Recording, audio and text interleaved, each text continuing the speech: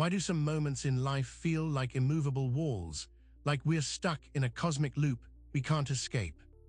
There's a force at play, ancient and deep, that whispers of fate and predetermined paths. It's not about external powers, but an internal architecture of becoming. We perceive planets as celestial bodies, distant lights in the void. But long before astronomy, they were understood as potent forces shaping our very being. They were not just astronomical objects, but divine expressions, archetypes woven into the fabric of consciousness. This transmission begins by acknowledging that haunting feeling, that sense of being fated at certain life junctures. It's here we confront an ancient psycho-spiritual archetype, a figure not of the sky, but of the soul's profound journey. This is the echo of Kronos, the devourer of time, the father who casts down his children not out of malice, but out of a fierce, unsettling necessity for individuation. The video will unveil this archetype as a cold initiator, an unforgiving mirror that triggers collapse, only to excavate the lore hidden within our deepest selves. We will guide you inward to face your own Saturnian skeleton, the sacred weight of becoming your own moral authority. The journey into the underworld of self begins now.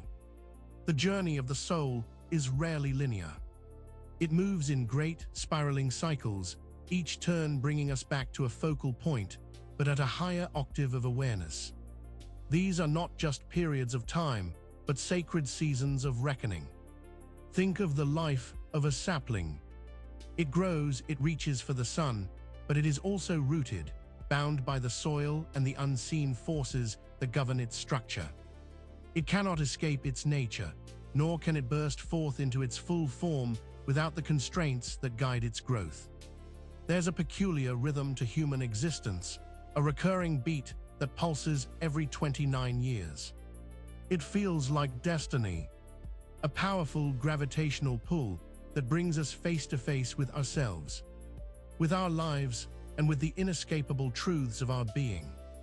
This 29-year spiral is not a mere biological clock. It is an archetypal unfolding, a cosmic invitation to shed the old skin, to confront the shadow of what has been, and to step into a new phase of conscious awareness. It is a spiral staircase, leading ever upward, yet always tethered to the foundations below. This recurring eddy in the river of time is where we truly begin to understand the nature of our own becoming. But the nature of this cyclical force, this 29-year spiral, remains veiled, hinting at a deeper truth yet to be uncovered. And real quick, make sure to subscribe and hit the notification bell for more videos just like this. Now let's keep going. Saturn, the name itself carries a weight, a chill. For many, it's a distant planet, a ringed celestial object studied through telescopes. But this is a superficial understanding, a modern detachment from a primal, living force that has shaped human consciousness for millennia. Before the age of scientific instrumentation, before the cosmic ballet was dissected into predictable orbits and gravitational pulls, Saturn was understood differently. It was a mythic being, a powerful deity embodying fundamental laws of existence. It was the father time, yes, but more than that. It was the stern guardian of thresholds, the arbiter of harvest and ruin, the inescapable reality that structured the cosmos. It was the bone and sinew of the world, the unyielding truth that separated dream from waking, potential from manifestation. To reduce Saturn to mere astronomical data is to sever ourselves from its profound psychological and spiritual significance. It is to miss the architect of our inner limitations and the very structure of our perceived reality. We must look beyond the celestial sphere, beyond the cold light of distant stars, to understand what Saturn truly represents within the landscape of the soul. What lies beneath this planetary guise? And real quick, make sure to subscribe and hit the notification bell for more videos just like this. Now let's keep going. Kronos, the Titan of Time, is often depicted as a figure who devours his own children. This image is not merely a mythic drama, it is a potent psychological allegory for a crucial stage of development. The divine child, full of unformed potential and boundless innocence, must eventually face the father figure who imposes order and consequence. This devouring is not an act of malice, but a necessary, albeit brutal, process of initiation. The boundless energy of the child, untamed and undirected, must be met by the structured, often harsh, reality imposed by the Father of Time. It is the cosmic parental hand that pushes us off the nest, forcing us to learn to fly or face the fall. This archetype represents the moment when the raw, unmanifested spirit encounters the limitations of form. It is the awakening to the fact that pure potential, unchecked, leads nowhere. The child must yield a part of its limitless freedom to understand the nature of boundaries and the consequences of action. When this archetype is repressed or misunderstood, the soul remains trapped in a state of perpetual, infantile fantasy. It yearns for recognition and power, but lacks the structure and discipline to manifest it responsibly. This leads to a deep, gnawing frustration, a sense of being fundamentally thwarted. The devourer is the first architect of individuation, the one who breaks the divine child's immersion in the undifferentiated, forcing it into the crucible of selfhood. But what becomes of the soul after such a profound act of separation? And real quick, make sure to subscribe and hit the notification bell for more videos just like this. Now let's keep going. Time, we measure it, we track it, we often feel we are running out of it. But what if time itself is not merely a neutral dimension, but a deliberate construct, a container designed to shape and discipline the unfolding soul? Think of an ancient tomb. It is a stone enclosure, a space designed to preserve, to hold, to mark the end of one phase of existence while protecting its legacy. It is a boundary, a testament to the finite nature of physical form. Saturn, the father of time, imbues time with this quality of a tomb. It is not simply a river flowing forward, but a structured space, a series of chambers that contain and mold our experience. Each moment, each year, acts as a stone block, building the architecture of our lives and our limitations. This temporal structure is not meant to imprison us, but to teach us the value of each moment, to impress upon us the profound significance of form and consequence. The relentless march of time, which can feel like a burden, is also the forge in which our character is tempered. When we resist this temporal containment, when we chafe against the perceived constraints of aging and decay, we are in essence fighting against the very structure that allows for meaning and identity to emerge. The tomb of time is where the soul learns its lessons, where the eternal is given shape and context. But what is the ultimate purpose of this temporal enclosure, this relentless building of our personal history? And real quick, make sure to subscribe and hit the notification bell for more videos just like this. Now let's keep going. The period around the age of 29 is notoriously challenging. It's a time when old structures crumble, when illusions are shed, and when the raw edges of reality become starkly apparent. This is known as the Saturn return, and its significance lies not as a mere astrological event, but as a profound ritual of death and rebirth. Imagine an ancient rite of passage, where an individual had to symbolically die to their old self before they could be reborn into a new identity. The Saturn return functions in much the same way within the psyche. It is the death of the innocent self, the shedding of youthful naivete, and the emergence of a more mature, self-aware being. This is not a gradual fading away, but an active, often abrupt, dismantling of what no longer serves. Old habits, outdated beliefs, and unexamined patterns of behavior are brought to the surface, judged, and, if necessary, ruthlessly discarded. It is a soul audit conducted by the stern architect of reality. The pain and confusion often associated with this period are not signs of failure, but indicators that the ritual is unfolding effectively. We are being stripped bare, forced to confront the foundations of our lives and to rebuild on firmer ground that is in alignment with our authentic inner law. The Saturn return is the soul's involuntary immersion into the sacred fire of transformation, a ceremony that demands we acknowledge our mortality and embrace the wisdom that comes from facing our own endings. But what happens to the self that has been purged and tested in this crucible? And real quick, make sure to subscribe and hit the notification bell for more videos just like this. Now let's keep going. Life, at its most profound, is a process of unfolding, a journey through various stages of being. Yet at certain critical junctures, this unfolding can feel less like natural growth and more like an orchestrated collapse. This is the architecture of our inner structure being tested. Think of a skilled builder. They do not simply stack bricks haphazardly. They understand load-bearing walls, the importance of foundations, and the precise engineering required for a structure to withstand both time and the elements.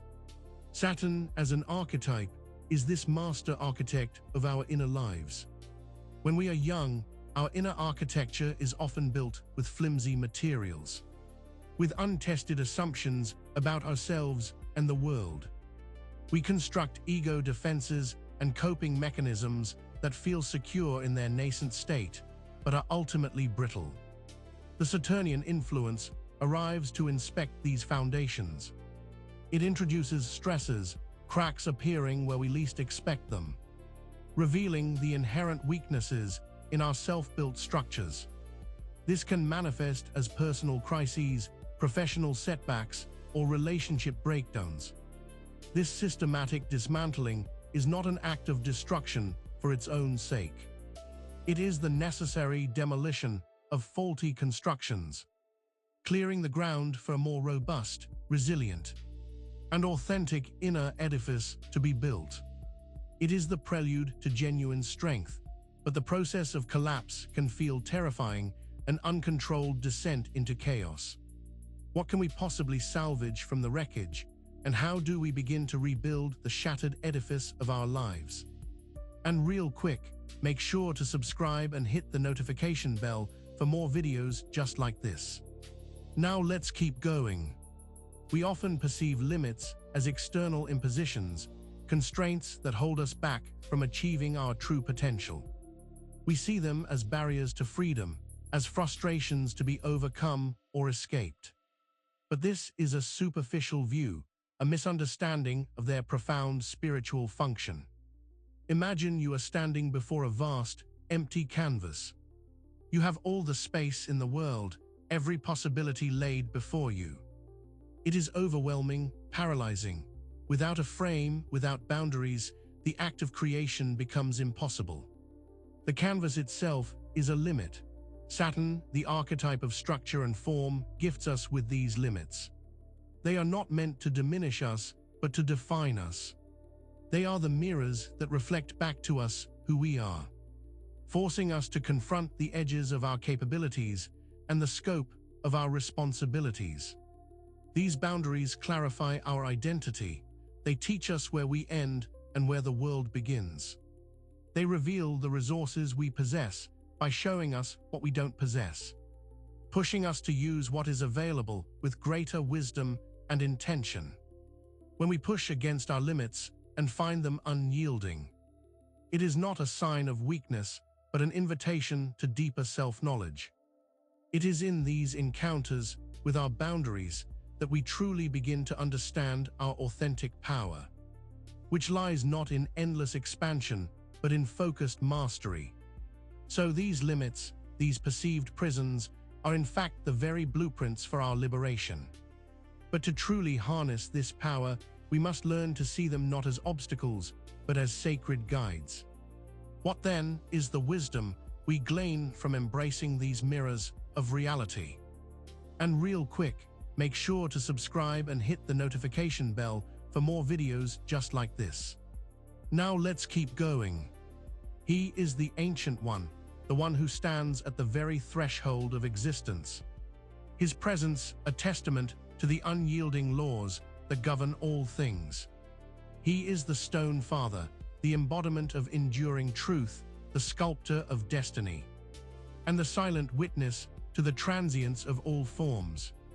His presence is felt in the bedrock of mountains, in the unyielding nature of granite, in the slow, inexorable erosion of time that shapes the very landscape of our world. He is the immutability that contrasts with the fleeting nature of all that lives and breathes. He represents the ultimate authority, the fundamental law imprinted upon the cosmos. His laws are not written in scrolls, but etched into the fabric of reality itself. To defy him is to invite an ancient cosmic consequence that reverberates through generations. This archetypal father figure is not a gentle nurturer, but the stern dispenser of cause and effect. He reminds us that actions have weight, that choices have repercussions, and that the universe operates according to principles that are beyond our immediate desires or whims. His silence is not emptiness, but profound weight. It is the silence of deep wisdom, the stillness of ultimate judgment, and the stillness before the thunderclap of inevitable consequence. We are all, in some way, children of this Stone Father. We carry his imprint, his law, within us. But to truly understand ourselves, we must learn to stand in his unwavering gaze. And what do we find when we face such ancient, unyielding truth? And real quick, make sure to subscribe and hit the notification bell for more videos just like this. Now let's keep going. The instinct for freedom is powerful, a fundamental drive within the soul. We yearn to expand, to break free from constraints, to embrace boundless possibilities. Yet true liberation is often found not in the absence of limits, but in the mastery of them. Consider the disciplined warrior. They do not act out of impulse or unchecked desire. Their strength is honed through rigorous training, through self-imposed limitations on their reactions, their diet, their every action. Their restraint is the source of their power.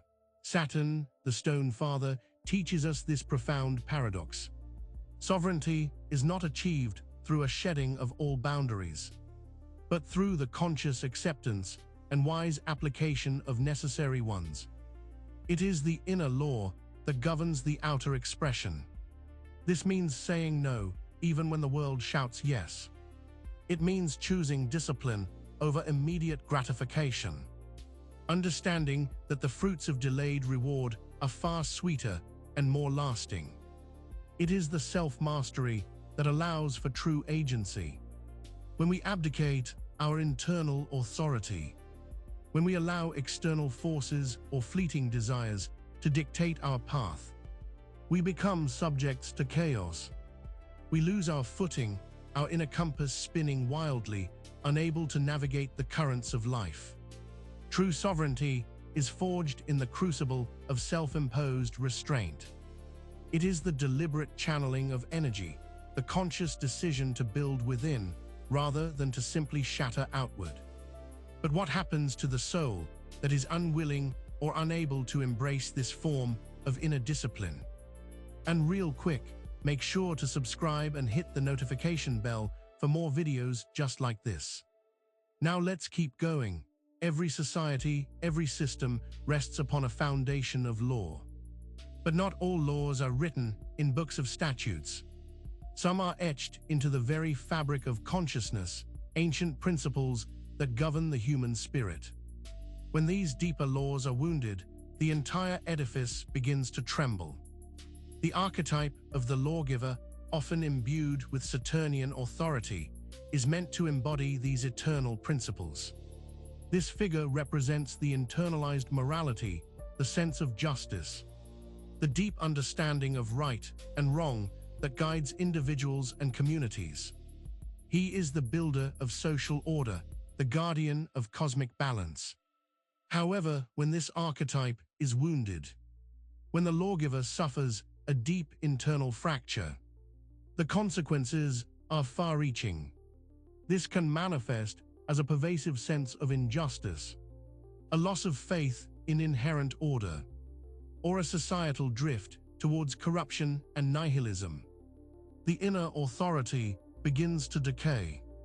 The wound to the lawgiver signifies a disconnection from the primal source of ethical being. It is the soul's rebellion against the very principles that lend meaning and structure to existence.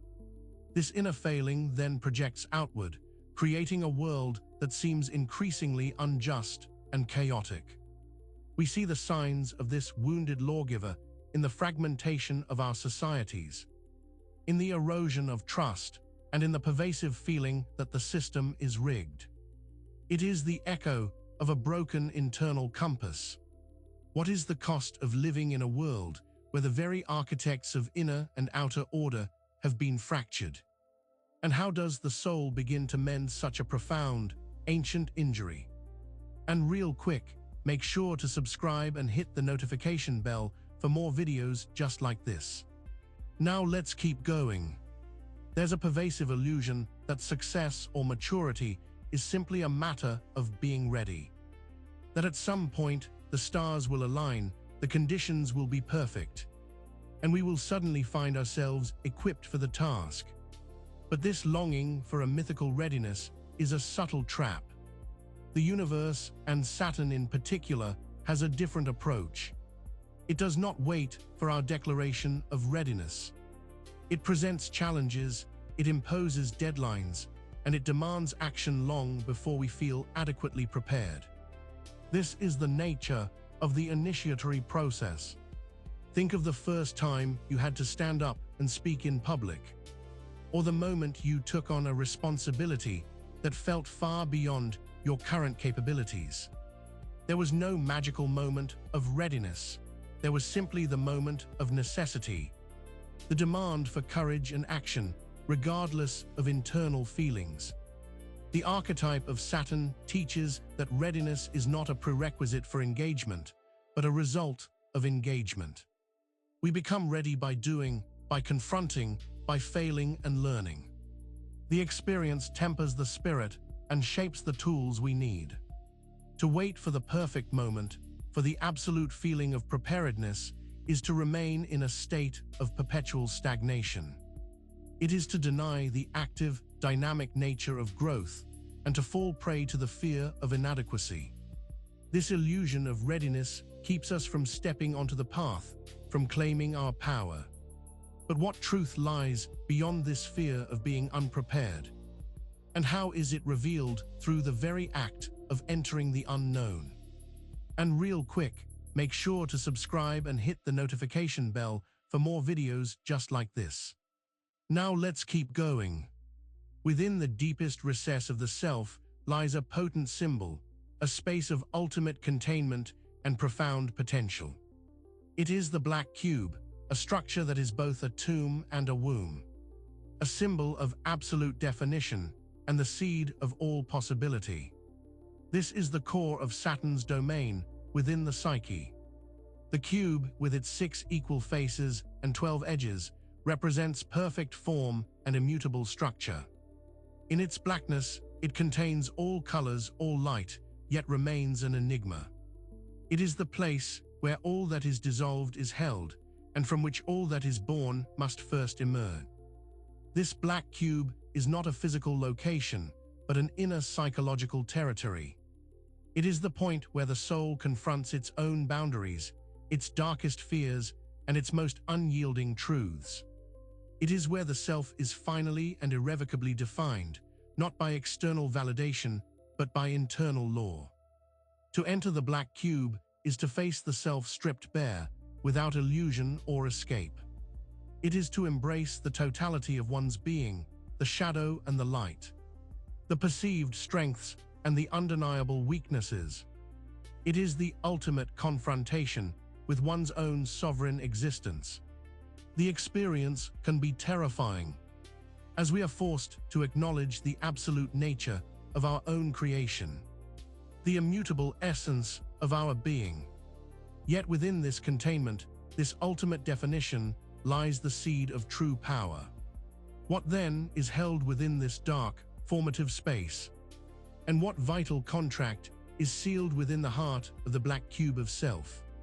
And real quick, make sure to subscribe and hit the notification bell for more videos just like this. Now let's keep going. The concept of karma is often misunderstood as a system of simple reward and punishment, a cosmic ledger of good deeds and bad. But its true nature is far more profound, a complex tapestry of cause and effect, woven by the threads of consciousness and choice. Saturn is intimately linked to this ancient mechanism. Think of karma not as a judge dispensing sentences, but as a cosmic law of reciprocal energetic exchange. Every action, every thought, every intention sends ripples through the fabric of existence, and these ripples eventually return to their source. Saturn, as the grantor of consequence, ensures this return. The veil of karma is the obscuring layer that often prevents us from seeing the direct connection between our actions and their outcomes. We perceive the results of our past choices as external circumstances, rather than as the inevitable unfolding of our own energy. Saturn's influence teaches us about the inexorable nature of this return.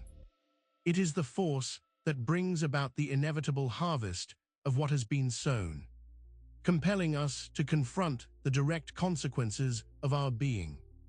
It reveals the interconnectedness of all things through the undeniable reality of cause and effect. When we live in accordance with Saturnian principles of responsibility and integrity, the veil of karma begins to thin.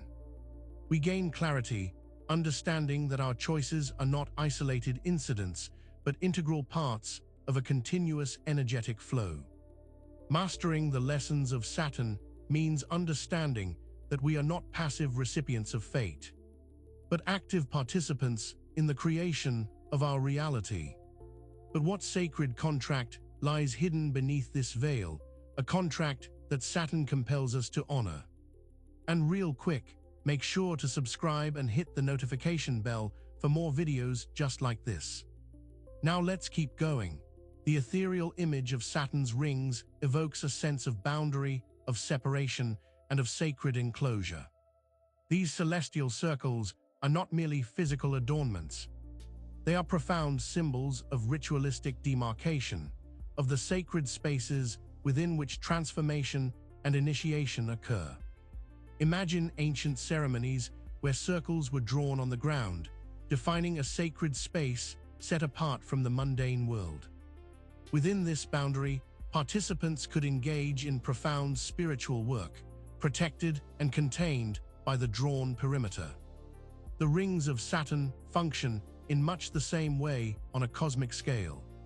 They represent the established order, the invisible yet potent boundaries that delineate the known from the unknown, the conscious from the unconscious. To pass beyond these rings is to step into a different realm of experience, one governed by different laws and demanding a different kind of awareness. Saturn's rings are the manifestation of sacred law, the visible evidence of profound ritualistic structure in the cosmos. They are the definitive edges of our reality, the boundaries that, when honored, facilitate growth and understanding. When we push against these boundaries without respect, when we attempt to breach them with force or ignorance, we risk falling into chaos. But when we approach them with reverence and intention, they become the very gateways to deeper wisdom and self-realization. These rings are more than astronomical features, they are archetypal maps of our inner journey. But what forgotten contract lies bound within these circular thresholds, a promise we consciously or unconsciously uphold. And real quick, make sure to subscribe and hit the notification bell for more videos just like this. Now let's keep going. In the deep architecture of existence, there are agreements, unspoken understandings that govern the relationship between the soul and the cosmos. We enter this life with a fundamental contract, a pact that shapes our journey and defines our purpose. Saturn is the eternal guardian of this forgotten pact. This contract is not a document signed in ink, but an embedding of energetic intention, a promise to engage with the lessons of existence, to learn the laws of consequence, and to ultimately forge a sovereign self. It is the soul's commitment to its own evolution. Saturn, as the father of time and the architect of order, ensures this contract is honored. It is the force that brings us face to face with our obligations, that reminds us of the inherent responsibilities that come with existence. It calls us to account, not out of punishment, but out of cosmic necessity. When we stray from the terms of this contract, when we abdicate our responsibilities or deny the fundamental laws of being, Saturn is the one who reintroduces us to our agreements. It does so through the lessons of limitation, of delayed gratification, and the undeniable presence of consequence. The forgotten contract is the soul's deepest pledge to itself. It is the silent vow to participate fully in the process of becoming, to embrace the challenges that forge character, and to ultimately claim the power inherent in self-mastery. But to truly understand this pact, we must look to a powerful symbol of upheaval. And real quick, make sure to subscribe and hit the notification bell for more videos just like this. Now let's keep going. In the grand tapestry of the tarot, the Tower card stands as a potent symbol of upheaval, of sudden destruction, and of foundational collapse. It is a stark, often terrifying image of a tower struck by lightning, its inhabitants cast out into the abyss. This card is Saturn's most direct expression within the archetypal deck. The tower is not merely an external event, it is an internal demolition. It represents the shattering of false structures, the collapse of illusions, and the dismantling of ego defenses that no longer serve the soul's evolution.